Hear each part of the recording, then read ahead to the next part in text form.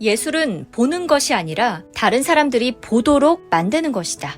인상주의의 대표적인 작가로서 일상적인 삶에 새로운 위상을 부여하기 위해 전통과 근대적인 접근을 결합하려 한 화가 에드가 드가.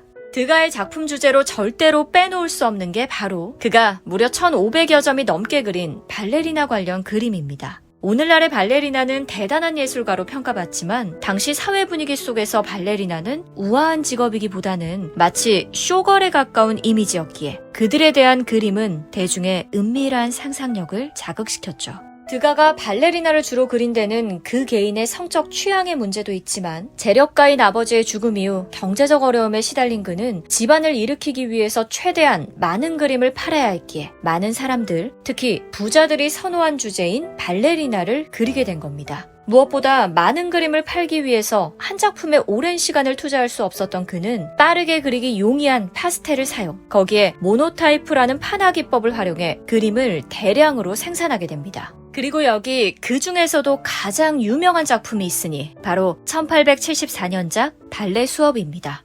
파리 오페라좌의 한 연습실, 가운데 지팡이를 짚고 있는 노인은 무용 선생인 쥘 페로이며 수많은 발레리나들이 그의 평가를 받기 위해 기다리고 있습니다. 언뜻 한순간에 찍힌 스냅 사진처럼 자연스럽지만 드가는 사전에 수많은 연구와 습작을 통해 각 인물의 신체 동작을 따로 연구하는 등 이 그림을 세심하게 계획했다고 합니다. 여느 인상파 화가들과 달리 신고전주의의 대가인 장 오기스트 도미니크 앵그르를 존경했던 그는 엄격하고 사실적인 데생을 중시했습니다. 활기찬 붓질, 밝은 색채 등의 경우 드가의 그림에도 나타나는 인상파의 전형적 특징이나 반대로 드가가 다른 인상파 화가들과 또 다른 차이점을 보이는 부분은 바로 야외보다는 발레 공연장, 연습실 등 주로 실내 그림을 그렸다는 건데요. 모네와 르누아르 등은 플랭에르, 즉 외광파로 불리며 대상을 야외에서 직접 관찰하는 속에 시간에 따라 변하는 태양광을 포착하는 걸 즐겨했으나 드가의 경우 지병인 눈병 때문에 햇빛을 보는 데 어려움이 있었고 그로 인해 실내에서 인공조명의 효과를 추구한 겁니다.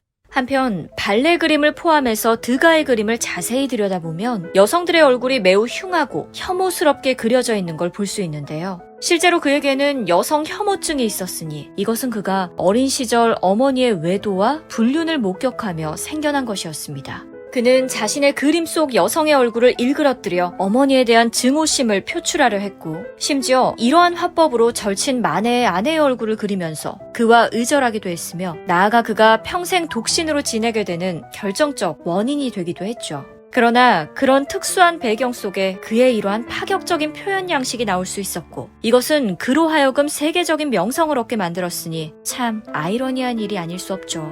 드가의 발레 수업은 라스팅 임프레션즈에서 3D로 만나보실 수 있습니다.